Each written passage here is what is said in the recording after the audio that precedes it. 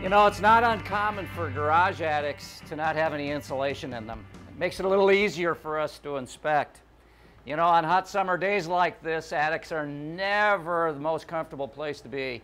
But nonetheless, we need to inspect them, and we need to inspect them just as thoroughly as we would the foundation, the floor joists, or the wall structure of the home. We're always paying attention to those areas that have the highest probability of problems. So example, if I could look at this edge here, would tell me that there's a area where the roof comes over and fastens to the wall. That means there's a flashing detail on the other side of this. What I would be looking for, because there's a higher probability that there might be moisture there. I don't see any here, but nonetheless, I'm going to spend a little more time looking there than maybe I would the body of the roof, because the shingles themselves have a low probability of leakage. As we walk along these trusses, again, you're always sensitive to walking through, so be very careful of that. But we're going to pay attention again to that lateral bracing. Here's a little marking with a red tag on it that says lateral bracing required here.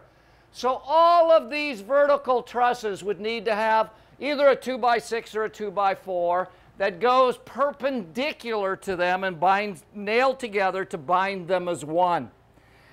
Continuing out to the outer area of the trusses themselves, you'll notice that there's a perpendicular girder truss out here. And as we get out to look at the girder trusses, you'll notice that they're connected with metal joist hangers. Very, very good. That's exactly what we would want to see. So we're looking at those, making sure there's sufficient nails in them, and making sure that there hasn't been any movement in those trusses. Again, that would be an area that had a higher probability of a problem, so we're going to spend a little more time there. You know, as you look around in an open attic space like this, you get a chance to look at the metal gusset plates, and you get to look at the other bracing that is involved in the construction of this attic space. Sometimes you'll also see some mechanical components that go through the attic. So over here we've got a vent pipe, which is probably venting a bathroom exhaust fan down in the ceiling below. Why is that important to us?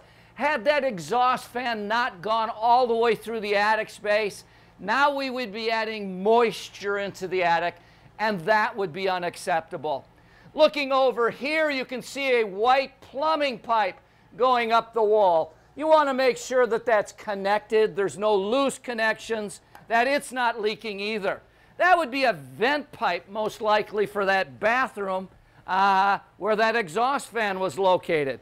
Now, I got to tell you, venting is supposed to go out through the roof. We talked about that when we were in the basement. If it's vented into the attic space, that's just as bad as venting it into the house. So make your way around the attic, always being careful about where you step. Never count on something being as secure. Feel it first, and when you're done, head on out and take the appropriate notes for what you saw when you were up here. Well, this attic gave us a good look-see. There wasn't any insulation up there, which makes it a little bit easier for us as we're crawling around. One of the things we did notice was that vent in the ceiling was a bypass in the fire barrier, so we're going to certainly make note of that in our report. Once you get down from the attic of the garage, make sure you take your ladder down. Make sure that if there was an attic access cover that you put it back on. Unfortunately, in this situation, there was no attic access cover. So in our report, what we're going to say is that there needs to be a fire-rated cover put over the attic access.